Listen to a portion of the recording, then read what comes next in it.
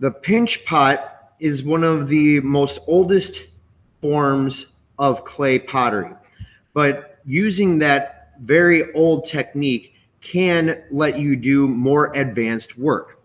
So I've got a softball or grapefruit sized piece of clay that I've already wedged, and I'm going to take that and I'm going to break it in half. And I'm going to make these into two spheres.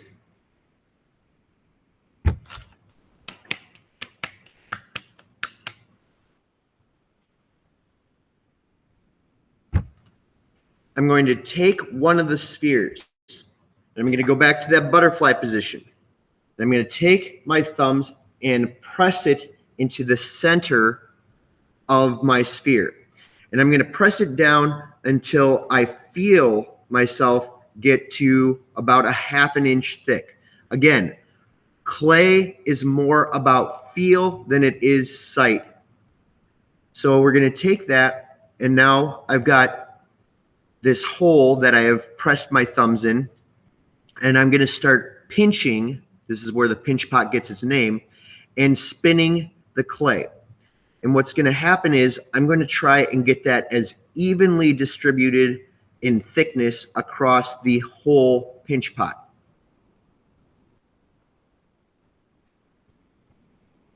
So I'm going around and I'm just spinning and pinching. And you might have parts that start separating. You can just push it together and then pinch again. So I want to get this the same thickness all the way around. So in ancient times, they used to take clay from the riverbeds and they would do this same process, and then they would put the clay into a pit fire, which is essentially a bunch of coals in a hole that they dug, put the pot in there, bury it, and then come back around a day later or so and dig it up, and then they'd have their pottery. So you might see bowls like this from different civilizations that they have used across the world. So once I've gotten my pinch pot made from one side, I'm going to do the same thing with the other side. So here's my other sphere. I'm going to press my thumbs into the middle until it's about a half an inch thick. And I'm going to have to feel that from my thumbs and my fingers. And then I'm going to pinch and turn and make another bowl.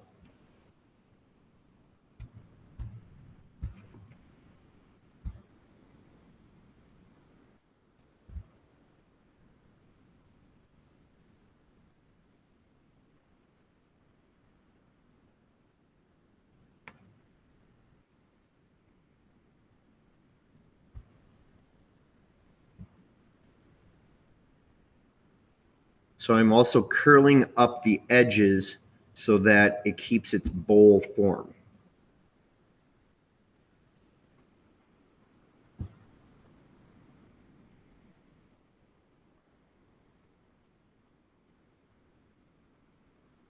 And I'm going to work my thumbs all the way around, checking the thickness so that it is the same thickness throughout the whole bowl.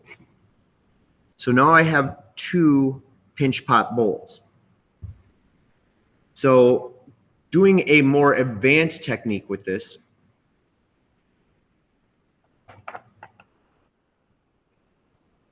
I'm going to take a sgraffito tool and I'm going to score all around the edges of both pinch pots. And remember, I want to get that to a fuzzy side of Velcro look.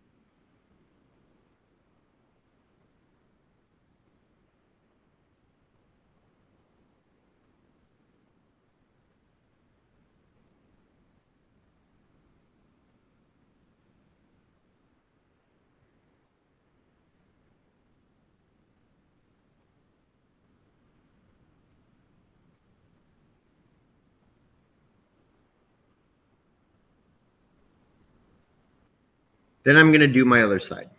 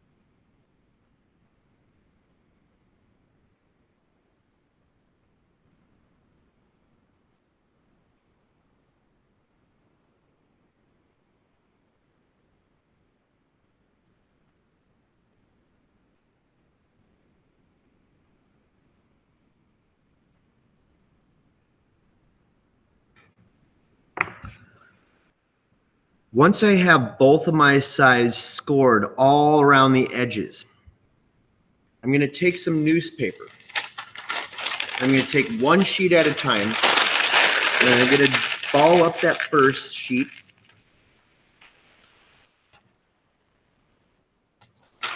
Then I'm going to put another sheet on top of it, and I'm going to keep doing that until I can fill up one of these bowls.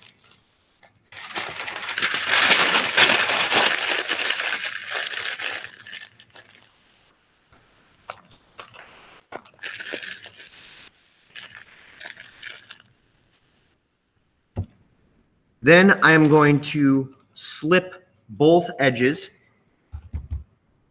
Remember, I'm dabbing this on.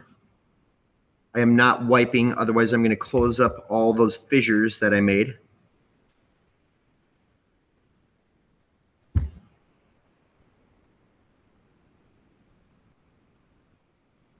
I'm going to do this on both sides.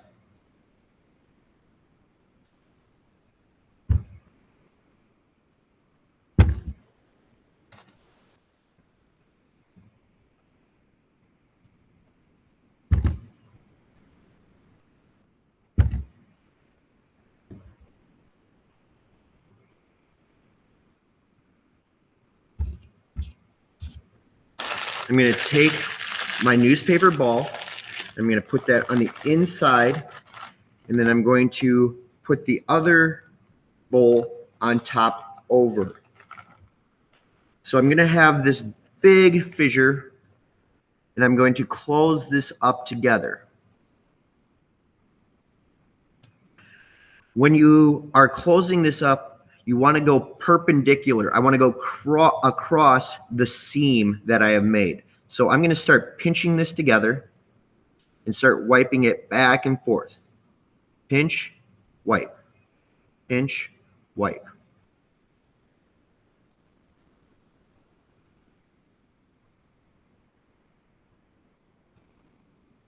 So I'm making this kind of seam that's happening, and then I'm wiping across to smooth it out.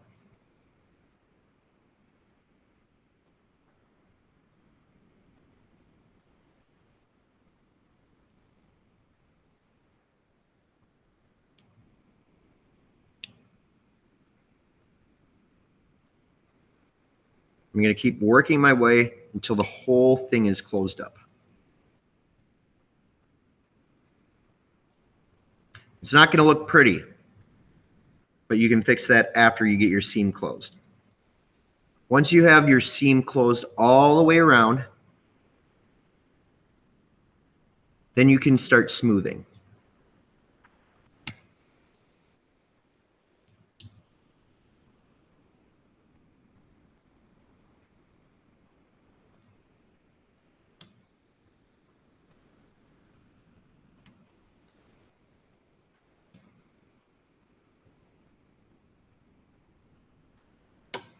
Now I have a large sphere that I know that the inside,